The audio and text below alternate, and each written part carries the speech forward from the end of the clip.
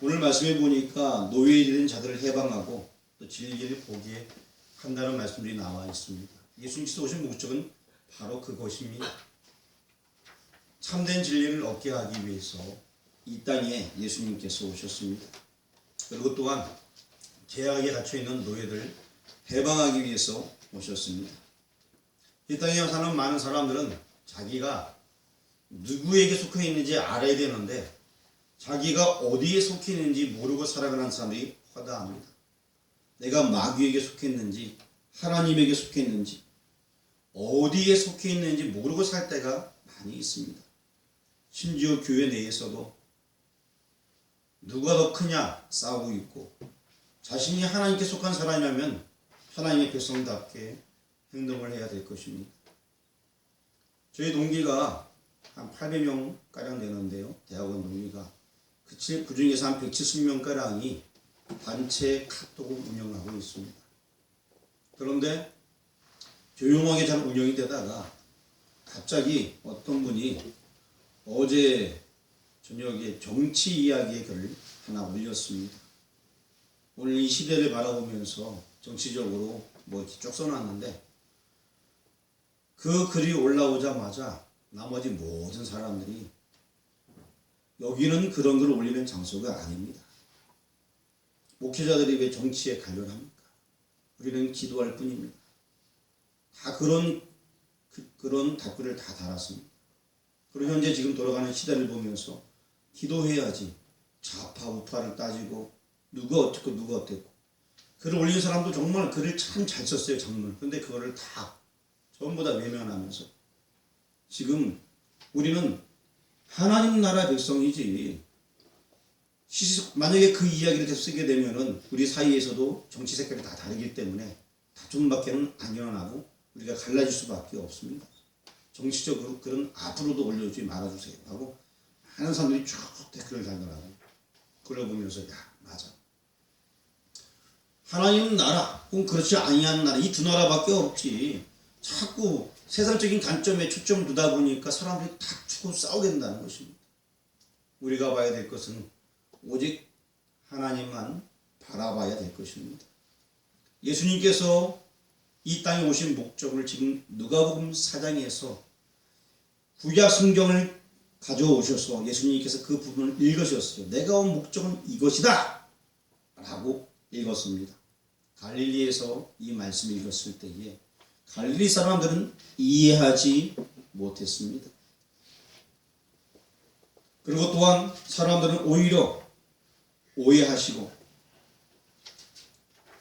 예수님을 몰아내려 했습니다. 너무나 무지했어요. 하나님한테 속해 있어야 되는데 그들이 너무나 몰랐기 때문에 그러합니다. 지금 이러한 행복에서 우리가 잘 사는 비결, 복받는 비결은 하나님 중심으로 살아가는 것밖에 다른 길이 없습니다. 예수 그리스도 갈릴리에서 복음을 전파하셨습니다. 갈릴리가 주로 중심지였는데 여기에는 당시만 해도 인구가 15,000명 이상 살고 있었고요. 대도시였습니다. 도시 자체가 200개가 넘게 있었어요. 여기 뭐 율치, 미탄하고는 비교도 안 되는 큰 도시였습니다. 그 당시에. 그곳에서 핵심적인 복음을 전하면서 사역을 하셨습니다.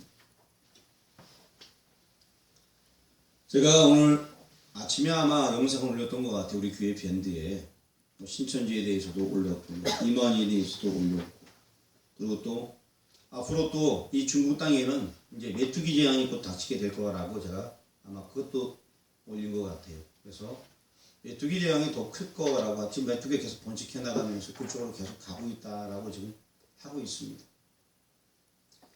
지난주에도 말씀드렸듯이 기독교인을 핍박하였지만 전염병이 임하게 되었고 그리고 또한 지금 중국이 어려움을 당하고 있습니다. 중요한 건 이때 우리 예수 믿는 사람들이 바른 복음을 전하고 오히려 사랑을 실천하는 것 이것이 가장 합리적인 일이라는 생각이 듭니다. 어제 바람이 많이 불었죠.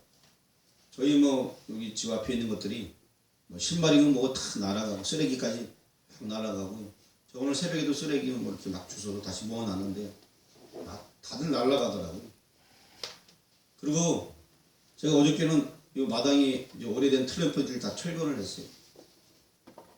제가 철거한 건 아니고 전화가 왔어요. 받으니까 제가 아는 권사님이에요. 김영 무슨 권사님인데 그 권사님이 전화하셔가지고 권사님 제가 나와 보니까 뭐 교회 마당에 트램펄이 막 날아간대요. 굴러가고 막 가고 막 그러는데 그러냐고 어디로 갔냐니까 어디로 갔대요. 그래서 제가 급히 차를 끌고 가서 가봤어요. 저기에 수민의 집이에요. 이창희 씨네. 그 집으로 갔다 얘기를 들었는데 제가 그 집 앞에 차를 딱 세워놨는데 아직 안 보여 트램펄린이요. 마당에 들어가니까 마당에 딱 있더라고요. 와, 트램펄린 작은 게 아니던 거기요. 그런데 그 집이요. 담벼락이 있고 여기에 뭐 건물이 하나 있고 여기 건물이 있고 여기 뭐 창고에 건물이 있어요. 완전히 그 마당은 좁은 공간인데 거기에 계신 그 아주머니가 이렇게 마당을 보이는데 뭐 하늘에서 뚝 떨어지더래요. 뭐 하늘에서 마당에 툭 떨어지더래요. 제가 더 놀랐어요. 거기 트램펄린 거꾸로 그냥 딱 처박혀 있는 거 이렇게요. 들어가니까. 그리고 이미 거기 뭐 신자들이 누가 와 있었는데 같이 보고서 이게 뭐자고 막 놀라서 왔다 갔다 막 하고 있더라고요. 저는 권사님 전화를 받고 가서 보니까 그분들의 말이 더 웃겨요. 아 역시 목사님이 계시니까 하나님이 보호하사라고. 그분들이 하나님이 보호하사라 이렇게 얘기하고 있어요. 야, 거기 위에 종깃줄이 하나 있어요 이렇게. 근데 그 사이 또 그 담벼락 위에 전기선이 하나 가는데 이게 안 움직이게 벽돌을 하면 몇 개 올려놓은 것 같아요. 한 3-4개 올려놓은 것 같고 또 집 안에 전기줄이 또 있어요. 전기줄을 하나도 안 건드리고 그 담벼락 위에 벽돌만 하나 탁 치고 이게 넘어가서 뚝 떨어진 것 같아요. 벽돌 하나 떨어져 깨져 있더라고요. 반 딱 깨져 있고요. 또 마당에는 가마솥이 하나 있는데 가마솥 그 사이로 이게 ቁ챙이를 딱 꽂혀 있고 거기 천막 이게 올라가 있는 거예요. 야. 옆에 장독도 있어. 예, 맞아요. 벽 옆에 장독이 쫙 있어요. 장독이요. 장독 하나 깨트려도 얼마나 이거도 먹겠어요. 혹여나 지붕에 떨어져 봐요. 두고두고 이거 뭐 얘기거리 얘기했죠. 오히려 그 두 네 분들이 야 목사님 이거 하나님이 하셨지 이건 세상에 이럴 일인가? 뭐 세상에 뭐 이런 일 아니 그게 나올 거라고 막 그러면서 두 분이 막 그러는 거예요. 야 이건 하나님이 하셨다고. 야 저도 놀랐어요. 그래갖고 이제 뭐 제 의도는 아니지만 잘 철거하게 되었습니다. 그래서 그걸 딱 보는 순간 이거구나. 어떠한 일을 당해도 성경 보니까 사도 바울이 뱀에 물려도 아무렇지 않았잖아요. 어떠한 일을 당해도 하나님께서는 믿는 자들을 보호해 주신다. 혹여나 뭐 잘못됐어 봐요. 그럼 아무리 뭐 코로나19가 들어오더라도 신앙 잘 지키는 백성들은 하나님께서 책임져 주신다. 이런 생각이 탁 들더라고요. 정말 우리가 믿음 생활 잘할 때 하나님께서 우리의 생애를 지켜주는 것 같습니다. 예수님께서 오신 목적에 대해서 지금 말씀하는데 포로된 자를 자유케 하기 위해서. 다시 말씀드리면 우리의 심령이 예수님 바라보고 결국에 구원 얻도록 하기 위해서 예수님께서 오셨습니다. 그 내용들을 구체적으로 오늘 본문을 통해서 살펴보게 되면 18절 말씀 한번 읽어보겠습니다. 주의 성령이 내게 임하셨으니 이는 가난한 자에게 복음을 전하게 하시려고. 아멘. 자, 가난한 자에게 복음을 전하게 하기 위해서 예수님께서 오셨다는 것입니다. 영적, 육적 빈곤자에게 해방을 주신다는 것입니다. 아담 이후 사람은 빈곤해질 수밖에 없었어요. 어려질 수밖에 없습니다.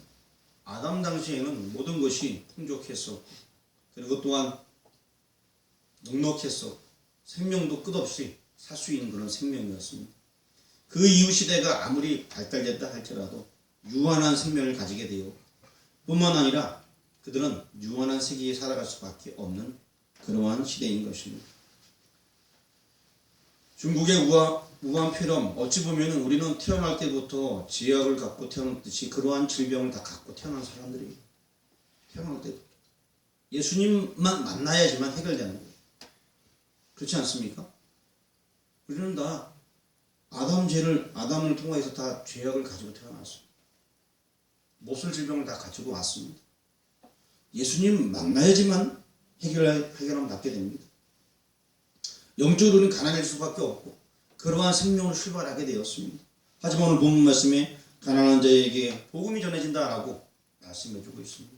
그 복음이 들어올 때에 내 안에 예수 생명이 있게 되고 내 안에 기쁨이 있게 되고 그러한 영적 가난을 물리칠 수 있다는 것입니다. 그러고 나서 우리 그 다음에 또 어떤 내용인지 한번 읽어보도록 하겠습니다. 내게 기름을 부으시고 나를 보내사 포로된 자에게 자유를. 아멘. 포로된 자에게 자유를, 즉 마귀로부터 해방시키기 위해서 예수님께서 이 땅에 오셨습니다. 창세기 3장 보게 되면은 4절과 5절 말씀에 사단의 유혹이 있습니다. 사단의 거짓말 4가지 혹시 배우신 분들이 있을 거예요. 어떤 것들이 있죠? 사단의 거짓말, 창세기 3장 4절에서 5절. 제가 성경 본문까지 다 이렇게 어디 있다고 얘기했어요. 4가지 거짓말이 있습니다. 제가 뭐 예를 하나 든다면은 뭐 하나님과 같아진다, 뭐 이런 거짓말이 있고요. 예? 예, 결국 죽지 아니한다, 영생 불사한다는 게 있고, 또 한 2가지만 더 찾으면 돼요. 뭐 눈이 어떻게 된다? 예, 눈이 밝아진다. 빨리 성경 찾아보세요. 자꾸 저 얼굴 쳐다보지 마시고. 예, 선함을 알게 된다. 이런 문구들이 성경 속에 기록이 되어져 있습니다. 그런데요, 뭐 선악을 알게 되고 뭐 영상불사하게 되고 뭐 이런 것들 사단의 4가지 거짓말이에요. 사람이 아무리 해도 죽지 않는다. 이거는 말이 안 되는 거예요. 죽지 않기 위하여서 사람들은 별의별 방법을 다 씁니다. 그러나 사람은 죽게 되어져 있습니다. 여러분 잘 아는 이만희라는 사람도 질병에 걸렸는데 아무에게도 알리지 아니했어요. 왜냐? 자기가 신자잖아요. 거기서 혼자 가서 검사 받고 치료 받고 입원해 있다 나왔어요. 자기가 하나님 영생 불사하는 신인데 죽으면 안 되잖아요. 그래서 그런 질병도 감추면서 자기가 신처럼 행세를 하고 있습니다. 모든 사람은 다 죽습니다. 눈이 밝아져서 모든 세계를 다 바라보고 다 거짓말이에요. 하나님만이 진리이시지 우리가 어떤 걸 다 깨우치고 알겠습니까? 하나님과 같이 된다. 사람은 하나님과 같이 될 수 없어요. 그래서 주로 많은 종교들이 돌을 열심히 닦다 보면 어느 경지에 이르게 된다. 그리고 그 어느 경지에 오르게 되면 신선이 된다. 그것이 바로 하나님과 사람이 하나 되는 것이고 내가 신이 되는 것이다. 이런 얘기를 종교들마다 많이 합니다. 그런 일이 있어요? 없어요? 없어요. 사람들이 신격화시킨 거예요. 석가 같은 경우도 사람들이 신격화시킨 거지 그냥 사람이에요. 사람. 그리고 뭐 대단한 나라의 왕자라고 표현하고 있는데 대단한 나라 왕자가 아니고 한 부족의 왕자였어요. 그러니까 우리가 생각하는 개념은 완전 다른 거예요. 어느 누구도 신처럼 된 사람이 없습니다. 신일 수도 없고. 죄악에 눌린 사람들은 마귀의 포로가 되어져서 자꾸 이런 생각을 하게 되는 거예요. 영생 불사할 수 있다. 죽지 않을 수 있다는 거죠. 모든 걸 깨워줄 수 있다. 선악을 할 수 있다. 이런 생각을 가지고 사람들이 살아갑니다. 모든 걸 통달할 수 있다.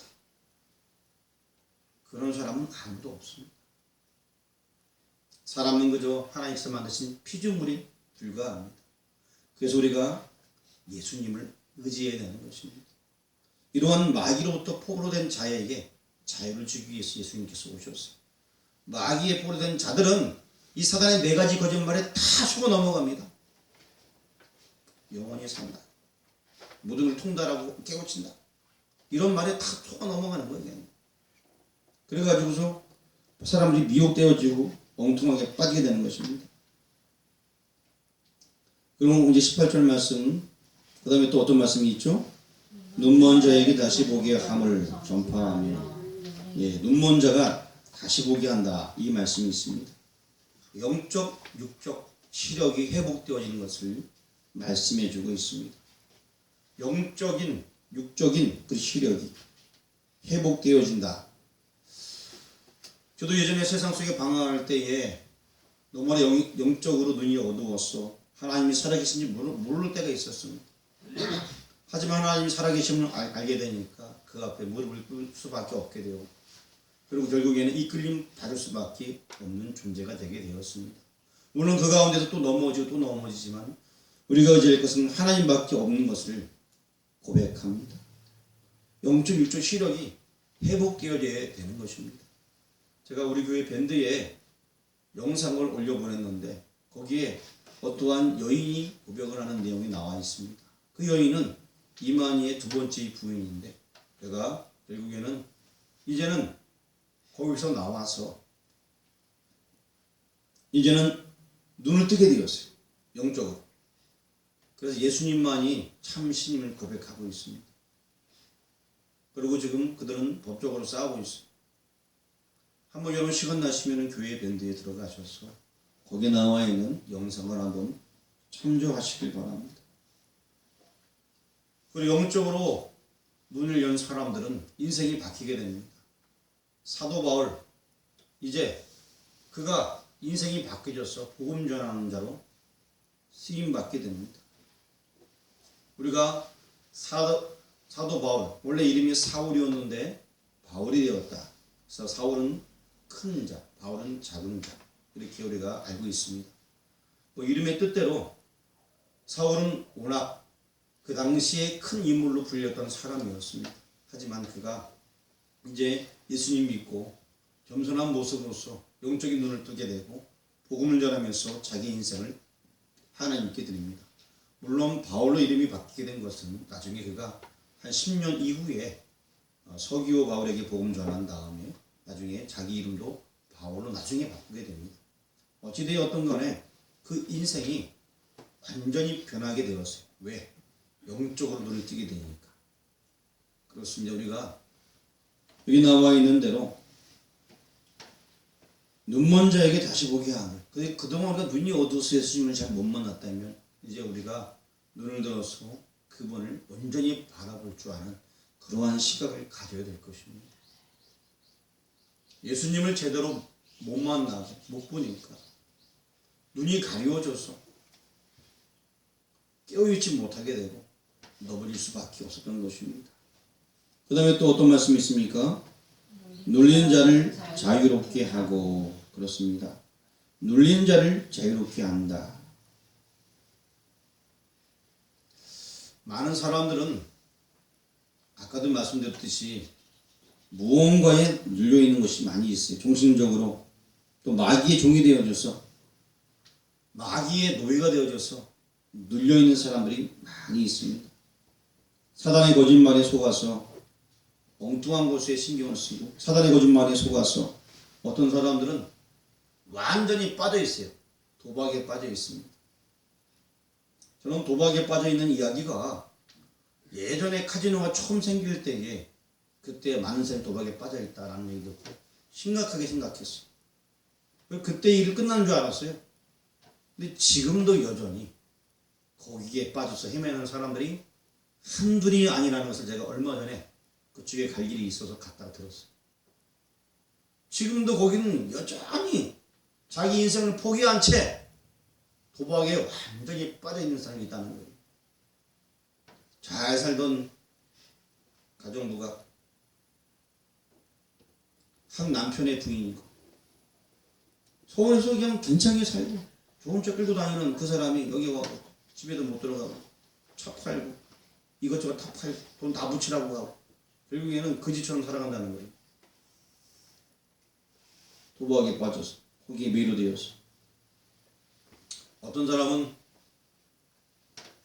자기 인생이 술에 빠져 있는데 자기가 빠져 있는 줄도 몰라요.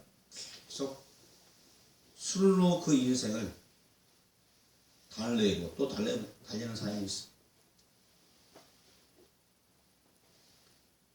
술로 인생을 달래는 사람들은 아마 마을마다 한 명씩은 다 있지 않을까라는 생각이 들어요. 저도 미탄에 나가고 꼭 한 명이 왔다 갔다 하더라고요. 혹시 여러분도 보셨나요? 한 명이 자꾸 봐요. 그 사람은 자꾸 거의 뭐 보면 인사는 잘하던데 그래도 맨날 왔다 갔다 하면서 다니더라고요. 우리 동네는 요새 잘 안 보이던데요. 어쨌든 마을마다 한 명씩 다 있는 것 같아요. 완전히 빠져가지고 마귀에 눌려서 자유롭지 못함을 갖고 있는 거예요. 그리고 또 어떤 사람들은 함으로 나가서 마약에 빠져 있는 사람이 있어요. 비탄에서도 한 명 있는 걸 제가 봤어요. 제가 아는 사람인데 요새는 잘 안 보이던데 그 사람은 완전히 거기 빠져 있더라고요. 그래서 가족들에 의해서 어디 좀 갔다가 온 걸로 알고 있어. 지금도 괜찮은지 모르겠어. 한동안 그래서 그 얘기 듣고 그 사람이 그랬냐고. 한동안 운동도 열심히 했는데 그걸 못 넣은 거예요 계속. 그래서 거기 빠져 있더라고. 지금 뭐 40대 초중반은 된 걸로 알고 있는데 그런 사람이 있어요. 젊은 사람. 제가 아는 사람이 있는가 하면 제가 모르는 사람도 더 있지 않을까라는 생각도 들어요. 근데 뭐 마약은 아니라도 술에 빠진 사람들은 거의 마을에 한 명씩 다 있는 것 같아 진짜로. 그리고 또 멀쩡하다가도 가끔씩 빠지는 사람도 허다해요. 또 멀쩡하다가도 가끔씩 그 사람들은 완전히 빠져서 하는 거예요. 그냥 어쩌면 멀쩡하다가도 빠지긴 빠지는데 오전에 드셨다가 오후 되면 빠진 사람들이 많아요. 오후만 되면 빠져가지고 헤어나신 것 같아요. 노인분들 중에서 그런 분들 몇 분 계시고 밑단에 좀 계시더라고요. 오후만 되면 주체가 안 되는 거예요. 항상 기분 좋고.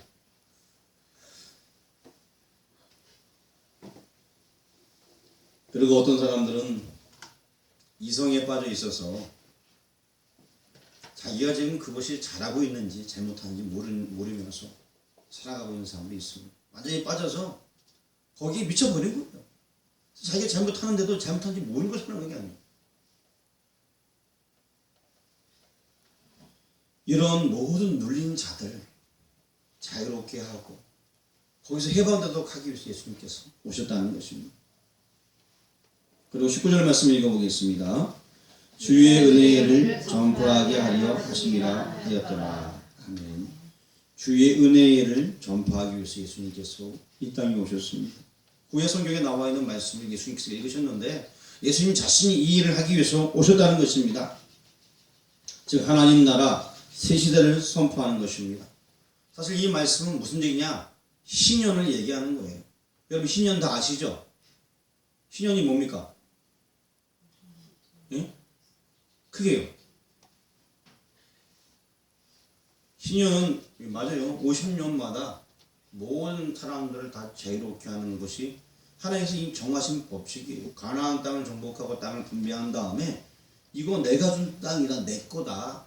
그래 그 때문에 너희들이 살다 보면 땅을 팔고 여러 가지 다 있지만 50년이 되면 다시 원위치 돌려줘라. 왜냐? 그거 내 거니까 하나님 자신이 내 거니까 원래대로 돌려줘라. 그렇게 분배한 거니까. 그러면서 종이 됐건 됐건 같은 민족들은 다 제주치로 다 돌려보내라. 이것이 바로 신의 서표예요. 정말 원래대로 다시 돈을 보내라. 참된 자유를 줘라. 이 선포가 바로 신의 선포이고 지금 19절에서 말씀하고 있는 주의 은혜의 해 그것을 말씀해 주고 있는 것입니다. 그리고 또한 종도 돌려보내고 땅도 돌려보냅니다. 그리고 정말 이 신년이라는 것은 앞으로 예수님 재림함을 말미암아서 우리의 모든 신분이 제대로 회복되어짐을 말씀해 주고 있습니다. 하나님께서 특별한 몸을 주실 텐데 영적으로 부활함으로 말미암아서 주님과 만날 것을 신년이라는 것은 계속 상기하게 만드는 그러한 단어인 것입니다. 그런 해를 주신다라고 구약 성경에 이미 말씀해 주고 있습니다. 이 완벽한 회복은 주님의 재림으로 회복하게 되어지는 것입니다. 우리가 지금은 거울로 보는 것이 희미하구나. 그때는 얼굴과 얼굴을 대해볼 것이요 라고 성경에 나와 있습니다. 그때는 주님의 얼굴을 볼 날이 분명히 있습니다. 예수님께서 오신 목적에 대해서 오늘 살펴보았는데, 가난한 자에게 복음 전파, 포로된 자에게 자유함을, 눈먼 자에게 다시 보게 함을, 눌린 자가 자유롭게 하기 위해서 주의 은혜의 해를 전파하기 위해서 예수님께서 이 땅에 오셨습니다. 이제 예수님께서 이 땅에 오신 것을 알았으면 우리는 예수님께서 오신 이 목적을 이해하고 우리는 이 복음을 전해야 될 것입니다. 이 사랑을 전해야 될 것입니다. 이 은혜의 해를 전하는 여러분 되길 주의 이름으로 축원합니다. 기도하겠습니다. 하나님 감사합니다. 오늘 이 시간 주의 말씀을 주시니 감사합니다.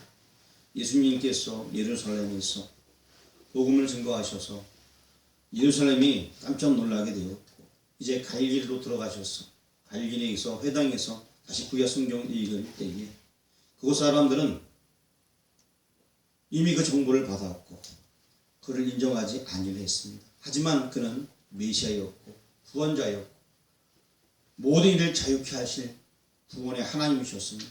이제 아버지 하나님, 눈이 어둡고 귀가 어두워서 이 복음을 믿지 못하는 많은 이들에게 복음 전하며 사랑을 함께 전하여서 많은 이들 주께로 돌아오게 하는 역할을 감당할 수 있는 우리들 되어줄 수 있도록 인도하여 주옵소서. 이 말씀 주신 하나님께 감사드리오며 예수님의 이름으로 기도합니다.